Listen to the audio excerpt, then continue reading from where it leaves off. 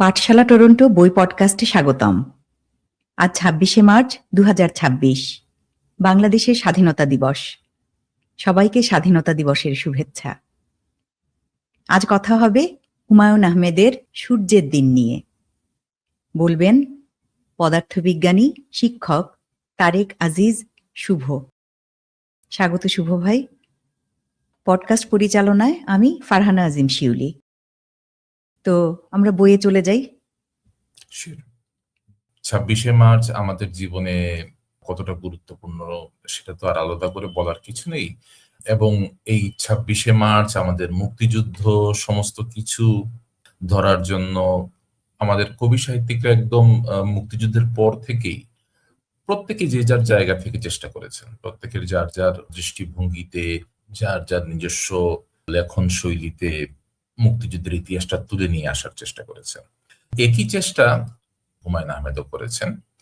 তার লেখা বেশ কয়েকটা মুক্তিযুদ্ধের উপন্যাস আছে, এর মধ্যে সূর্যের দিন একটা, এটা বাচ্চাদের জন্য লেখা একটা ছোট্ট উপন্যাস। সো প্রথমে হয়তো মনে হতে পারে যে আমরা এই দুজন প্রাপ্তবয়স্ক মানুষ এই ছোটদের গল্প উপন্যাস নিয়ে কি করছি।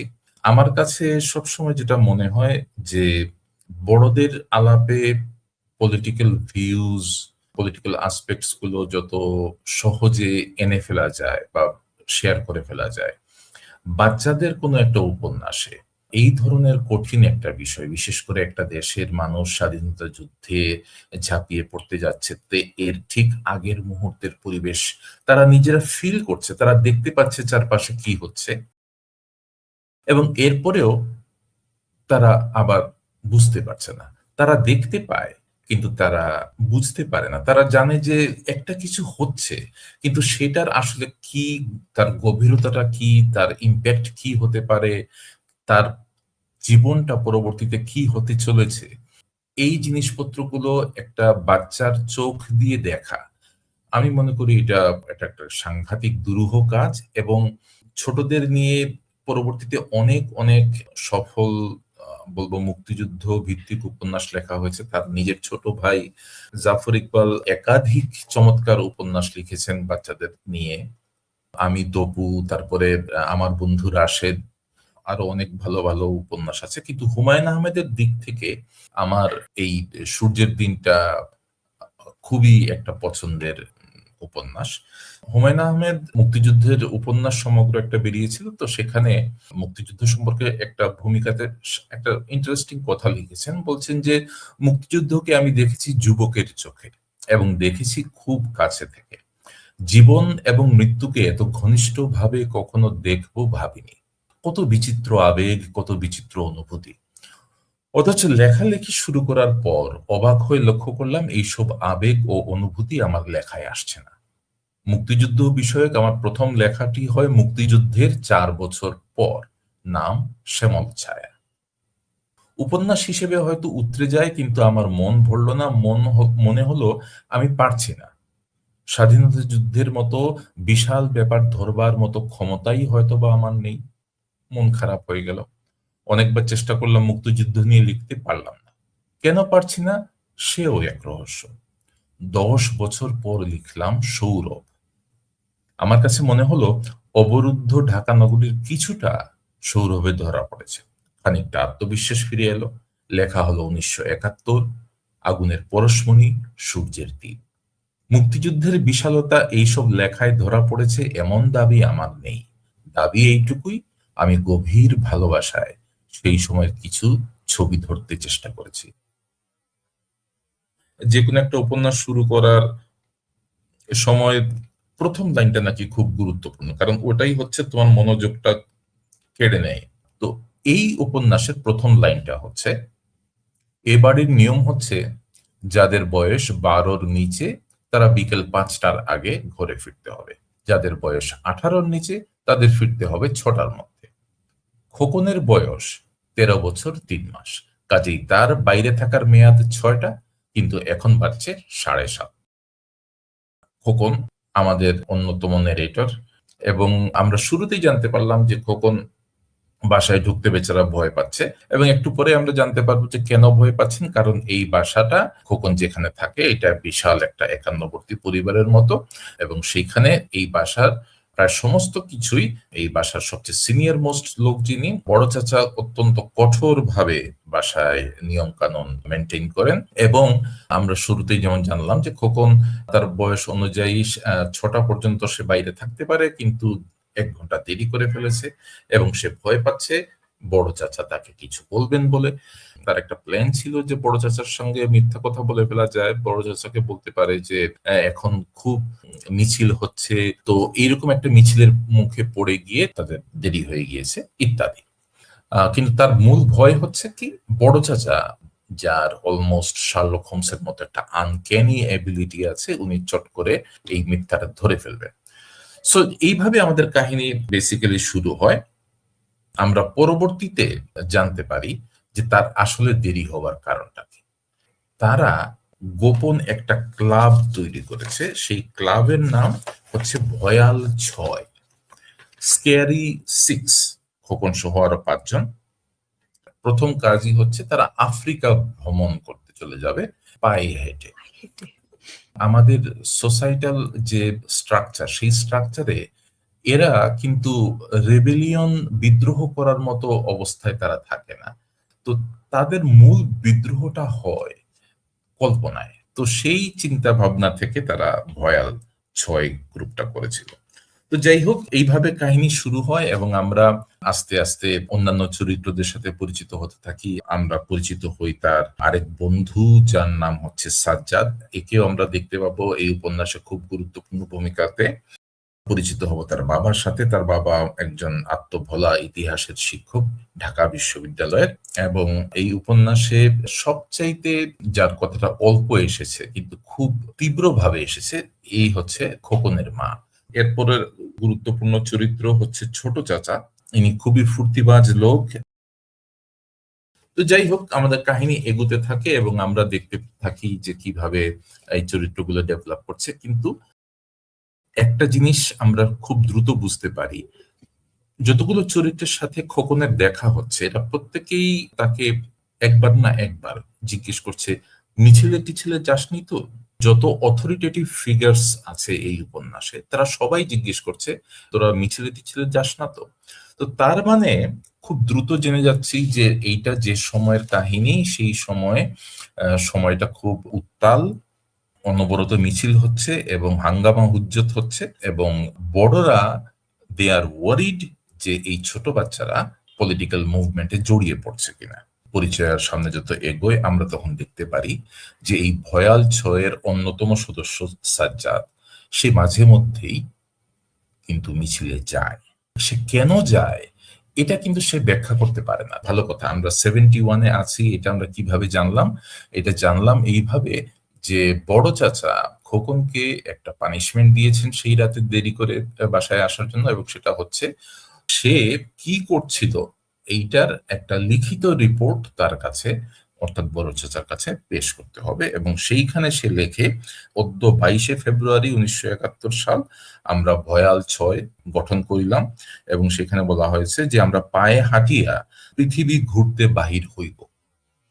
সাজ্জাদ এবং তার আরো আরেক বন্ধু বল্টু দেখা যায় পরবর্তী দিন বাসার সামনে ঘুরঘুর করছে, এবং বড় চাচা জিজ্ঞেস করছেন, তোমাদের একটা কথা জিজ্ঞেস করা হয় নাই, তোমরা কি মিছিলে যাও? ভয়াল 6-এর সদস্যরা মিছিলে যায়?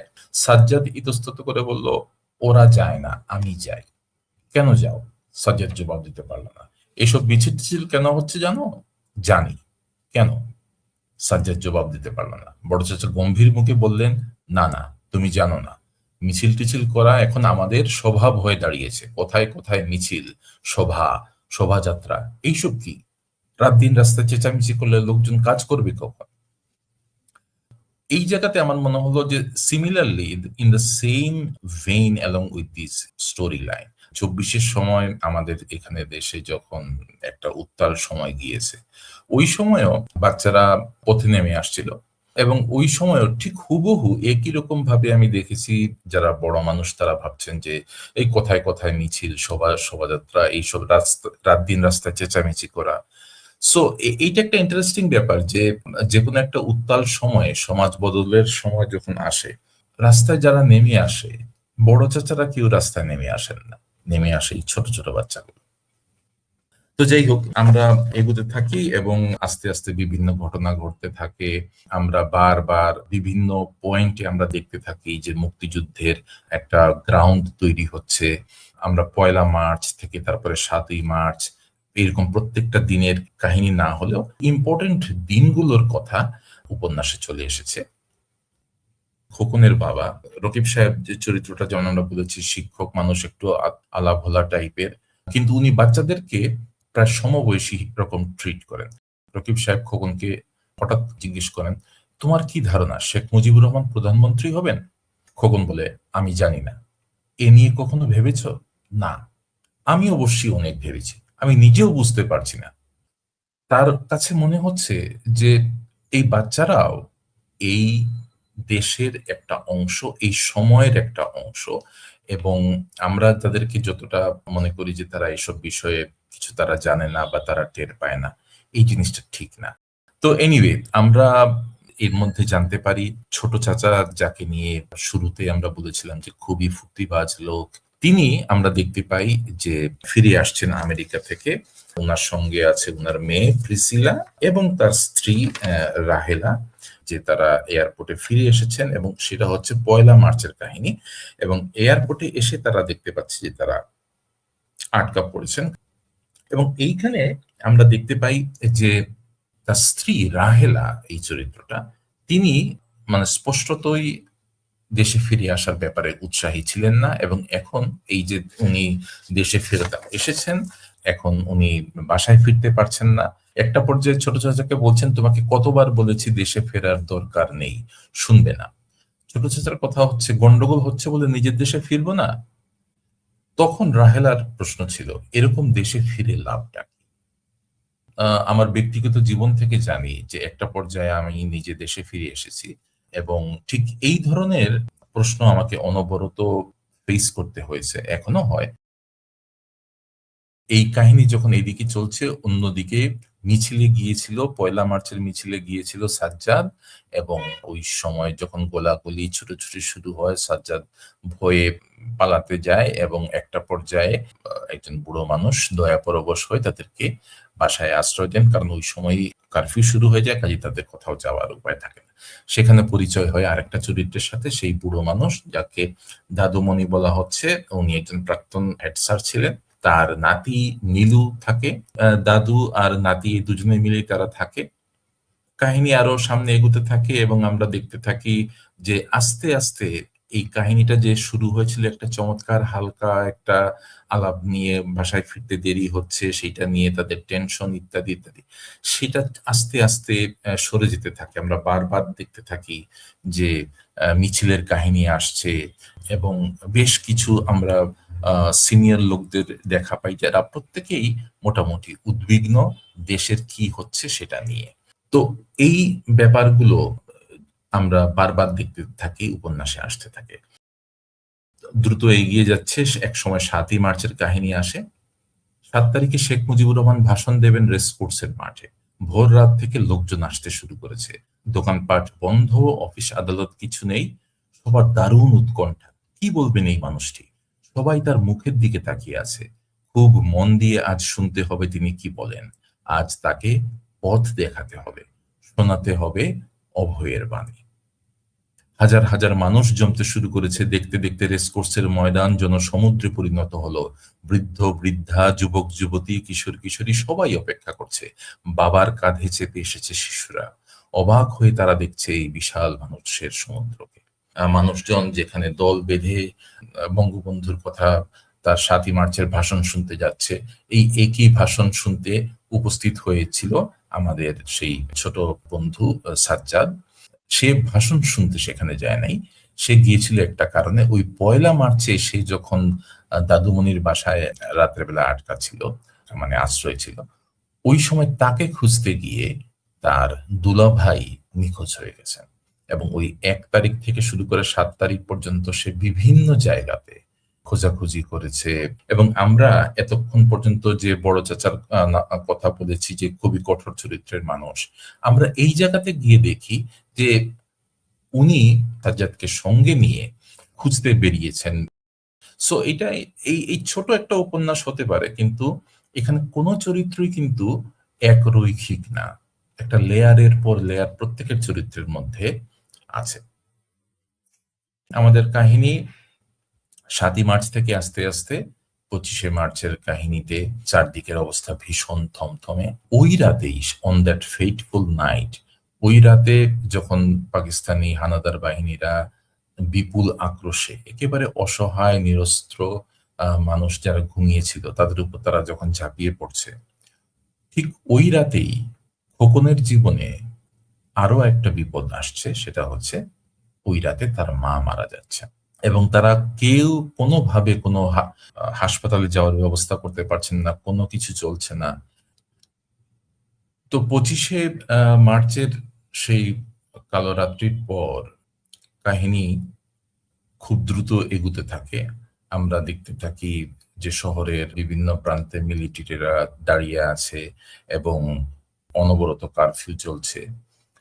একসময় কারফিউ উঠে যায়, মানুষজন দ্রুত শহর ছাড়ার চেষ্টা করতে থাকে। সাজ্জাদ, দাদু, নীলু, এইসব বিভিন্ন চরিত্ররা আমরা দেখতে পাই যে শহর ছাড়ার চেষ্টা করছে। যে বাড়িতে আছে তারা ভাবছে যে আমি গ্রামে গিয়ে কিভাবে নিরাপদ বোধ করব। তো নানা রকম কনফ্লিক্টিং আমরা ঘটনা দেখতে থাকি।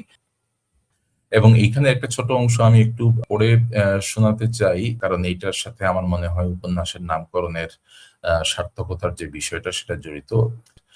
বৃদ্ধরা যেমন এগিয়ে এলো, তেমনি এগিয়ে এলো নিতান্তই অল্প বয়সী কিশোরেরা। তাদের সবচেয়ে বড় অস্ত্র মাতৃভূমির জন্য ভালোবাসা।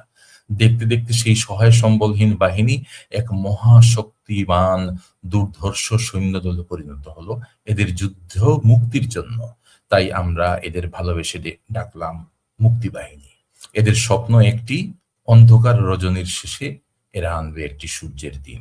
একটি সূর্যের দিনের জন্য এদেশের ৩০ লক্ষ মানুষকে প্রাণদান করতে হলো। কাহিনীর এরপরে আমরা দেখি, একদম পরিশিষ্টতে জানতে পারি যে আমাদের খোকন সে মুক্তিযুদ্ধ এবং মুক্তি বাহিনীতে যোগ দেওয়ার জন্য সে বাড়ি ছেড়ে পালিয়ে যায়, তার আর কোনো পরে খোঁজ পাওয়া যায়নি। আমাদের আরেকটি চরিত্র, কাহিনীর অন্যতম প্রধান চরিত্র সাজ্জাদ, আমরা জানতে পারি তাকে অসম সাহসিকতার জন্য তাকে বীর প্রতীক উপাধি দেওয়া হয়েছে এবং সে মেথিকান্দা অপারেশনে মৃত্যুবরণ করেছে। এবং হুমায়ুন আহমেদ যেভাবে খুব সরল বাক্যের মাধ্যমে অত্যন্ত কঠিন কিছু সত্য আমাদের সামনে তুলে ধরতে পারেন, এখানেও তার ব্যতিক্রম হয়নি। ওনার এই উপন্যাসটা শেষ কয়েকটি লাইন এরকম। সাজ্জাদের কথা বলছেন একবার এই ছেলেটি ভয়াল ৬ নামের একটি ছেলে মানুষই দল গঠন করেছিল এবং ঠিক করেছিল ভয়াল ৬-এর সদস্যরা পায়ে হেঁটে আফ্রিকার গহীন অরণ্য দেখতে যাবে। ছেলে মানুষদের কত রকম স্বপ্ন থাকে। এটা বলে শেষ হয়ে গিয়েছে।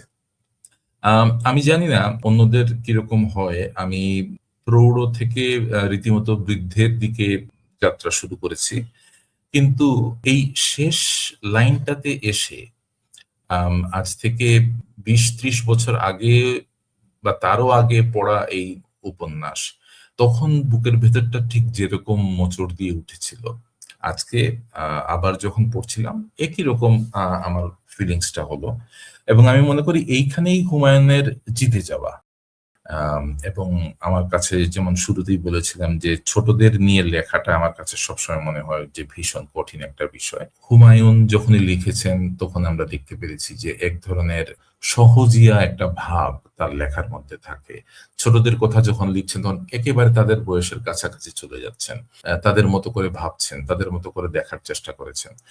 তো আমাদের সূর্যের দিন আমরা অলরেডি বুঝতে পারি যে হুমায়ুন এখানে অন্য কোনো কিছু বলার চেষ্টা করেননি। উনি জাস্ট একটা ছোট এক গ্রুপ অফ কিডস, বেসিক্যালি তারা ১২-১৩ বছরের ছোট বাচ্চা, এদের চোখ দিয়ে ৭১-এর কয়েকটা দিনকে দেখার চেষ্টা করেছেন এবং এই দেখার মাধ্যমে উনি আমাদেরকে দেখিয়েছেন যে ছোটরা কিভাবে সেই উত্তাল সময়টা দেখেছে। আমরা বারবার বলেছি যে তাদেরকে মিছিলে যেতে মানা করা হচ্ছে, এবং অনেকবার জিজ্ঞেস করা হচ্ছে যে তারা মিছিলে গেছে কিনা, গেলে জিজ্ঞেস করা হচ্ছে কেন গিয়েছে।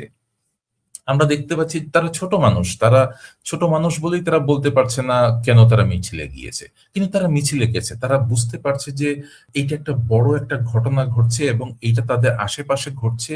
তারা এই জিনিসটা থেকে তাদেরকে সরিয়ে রাখতে চায় নাই, তারা নিজেরা এই জিনিসটাতে অংশগ্রহণ করেছে। কাজে ছোটদেরকে আমরা যতটা ছোট ভাবি, তারা আসলে ততটা ছোট থাকে না কোনো সময়। এবং তারা সমস্তটুকু বুঝতে পারুক বা না বুঝতে পারুক, অনেকটা নিজের মতো করে তারা আমাদের সমসাময়িক যে ঘটনাগুলি তাতে অংশগ্রহণ করে। বাচ্চাদের মধ্যে আমি দ্বিতীয় যে জিনিসটা এই উপন্যাসের মধ্যে দেখতে পেয়েছি, সেটা হচ্ছে যে এই ছোট, ছোট মানুষ কিন্তু তাদের মধ্যে রিয়েলিটিটা কিভাবে এসেছে। আমরা দেখতে পাই যে সাজ্জাদ হারিয়ে গেছে বলে তার দুলাভাই বেরিয়ে গেছেন, দুলাভাইকে খুঁজতে গিয়েছেন, এবং সাজ্জাদ একটা পর্যায়ে দুলাভাইয়ের কাজের জায়গাতে যায়। এবং সবচেয়ে ইন্টারেস্টিং হচ্ছে এই অংশটুকু, যে ওখানের একজন ভদ্রলোক বারিন বাবু, উনি বললেন যে তোমার দুলাভাইয়ের কাছ থেকে একবার 50 টাকা ধার করেছিলাম, সেটা ফেরত দেওয়া হয়নি আমার, দিয়ে দিই কেমন? দেখা গেল যে শুধু বারিন বাবু না, আরো অনেকেই একই কথা বলছে। কেউ 10 টাকা ধার নিয়েছিল, কেউ 20 টাকা ধার নিয়েছিল। সাজ্জাদের মনে হলো লোকগুলো মিথ্যে কথা বলছে, কিন্তু মাঝে মধ্যে মিথ্যে কথা এমন মধুর হয় কি করে কে জানে। তার চোখ দিয়ে জল পড়তে লাগলো। এই যে ছোট ছোট আহ, ঘটনার মধ্য দিয়ে আমরা দেখতে পাই যে সাজ্জাদ ছেলেটা ছোট্ট মানুষ, কিন্তু সে বড় হয়ে যাচ্ছে। আমরা আলাপ করতে চাইলে আসলে আরো অনেকক্ষণ মুক্তিযুদ্ধ নিয়ে কথা বলার আমাদের আছে। ইনফ্যাক্ট মুক্তিযুদ্ধ নিয়ে আমাদের কথা কখনোই শেষ হবার না। এই আলোচনাটুকু মুক্তিযুদ্ধ নিয়ে আমাদের যে আগ্রহ, আমাদের যে জিজ্ঞাসা, আমাদের যে আবেগ, আমার মনে হয় এই আলোচনাটা কন্টিনিউ করা উচিত। এবং প্রতিবার 26শে মার্চ আসলেই যে আমাদের এই কাহিনী মনে হয় এমন না। এই জিনিসটা আমাদের সবার মনের মধ্যেই থাকে, এবং আমার মনে হয় যে আমরা আরো যত বেশি করে এই ব্যাপারগুলো নিয়ে কথা বলবো, শুধু নিজেদের মধ্যে না, বিশেষ করে ছোটদের সাথে আমরা যত বেশি কথা বলবো, আমাদের পরবর্তী প্রজন্মের সাথে কথা বলবো, তত আমরা যে একটা মহান ঐতিহ্যের, একটা ইতিহাসের সাক্ষী হয়ে আছি, সেটার আমরা অনুধাবন করতে পারবো। ধন্যবাদ শুভ ভাই। খুবই ভালো লাগলো শুনতে, খুব মন দিয়ে শুনছিলাম। তো এই বইয়ে সূর্যের দিনে অনেকগুলো বাক্য আছে যেগুলো চরিত্রের প্রয়োজনে, লেখার প্রয়োজনে নিশ্চিতভাবেই এসেছে, কিন্তু স্বতন্ত্রভাবেও উদ্ধৃতিযোগ্য। শিশুরা পৃথিবীকে প্রশ্নের চোখে দেখে, বড়রা দেখে অভ্যাসের চোখে। বড় হওয়ার সবচেয়ে কঠিন অংশ হলো মানুষকে নতুন করে চিনতে শেখা। নিঃসঙ্গতা কখনো কখনো মানুষের সবচেয়ে বড় শিক্ষক। আমাদের যে প্রোটাগনিস্ট খোকন, খোকন কিন্তু অনেক নিঃসঙ্গ ছিল। কিশোর বয়সে নিঃসঙ্গতা অনেক সময় মানুষের গভীর চিন্তার শুরু। শিশুরা অনেক কিছু দেখে কিন্তু সবকিছু বলতে পারে না। শৈশবের পৃথিবী খুব ছোট, কিন্তু তার ভেতরে কল্পনার আকাশ অনেক বড়। মানুষ বড় হতে হতে বুঝতে শেখে সব সত্য কথা উচ্চস্বরে বলা যায় না। শিশুরা অনেক কিছু দেখে কিন্তু সবকিছুর ভাষা খুঁজে পায় না। বড়রা সবসময় শক্ত নয়, তাদেরও ভেতরে লুকানো ভয় থাকে। বড়দের পৃথিবী শিশুর কাছে প্রায় রহস্যময় মনে হয়। কল্পনা মানুষের আশ্রয় যখন বাস্তবতা কঠিন হয়ে ওঠে। জীবনের সবচেয়ে বড় শিক্ষা অনেক সময় ছোট ছোট ঘটনার মধ্যেই আসে। বড় হওয়ার পথ মানে ধীরে ধীরে পৃথিবীর জটিলতা বোঝা। পরিবার শুধু সম্পর্ক নয়, একটি নীরব আবেগের জগৎ। শৈশবের প্রশ্নগুলো কখনো পুরোপুরি হারিয়ে যায় না। মানুষ যখন প্রথম বুঝতে শেখে, তখনই তার পৃথিবী বদলে যায়। নিঃসঙ্গতা অনেক সময় মানুষের নিজের সঙ্গে পরিচয়ের শুরু। মানুষের জীবনে কিছু দিন থাকে যেদিন হঠাৎ সবকিছু পরিষ্কার মনে হয়। জীবনের অন্ধকারের মধ্যেও হঠাৎ কিছু দিন আসে যেগুলো আলোর মতো মনে হয়। পৃথিবীকে প্রথমবার নতুন করে বোঝার দিনগুলোই যেন সূর্যের দিন, যেই নাম এই উপন্যাসের। এবং আরেকটা জিনিস শুভ ভাই, হুমায়ুন আহমেদের অনেক গল্পেই, অনেক উপন্যাসে, অনেক লেখাতেই কিশোর চরিত্রগুলো খুবই গুরুত্বপূর্ণ, এবং কিশোর মনস্তত্ত্বের যে জায়গাটায় হুমায়ুন জোর দিতেন যে আসলেই তো একটি মানুষ যখন হয়ে ওঠে তার পেছনে এই কৈশোরের এবং শৈশবের অনেক বড় একটা জায়গা থাকে তার পৃথিবী দেখার জগৎটা গড়ে তোলার পেছনে। আর দর্শক শ্রোতা, আপনাদের জন্য একটুখানি বলি যে এই বই নিয়ে হুমায়ুন আহমেদ কমিক্সও লিখেছেন একই নামে, অলংকরণ করেছেন কার্টুনিস্ট আহসান হাবিব। তো আজ এটুকুই। ধন্যবাদ শুভ ভাই আরো একবার অতি চমৎকার করে বলবার জন্য। পাঠশালা টরন্টো বই পডকাস্টের পর্বগুলো নিয়মিতভাবে প্রচারিত হচ্ছে পাঠশালা টরন্টোর ইউটিউব চ্যানেলে। বইয়ের আলাপ শুনতে আজই চ্যানেলটি ফ্রি সাবস্ক্রাইব করে নিন। সবাই ভালো থাকুন, আনন্দে থাকুন, পাঠশালার সাথেই থাকুন। দেখা হবে আগামী পর্বে অন্য কোনো বই নিয়ে।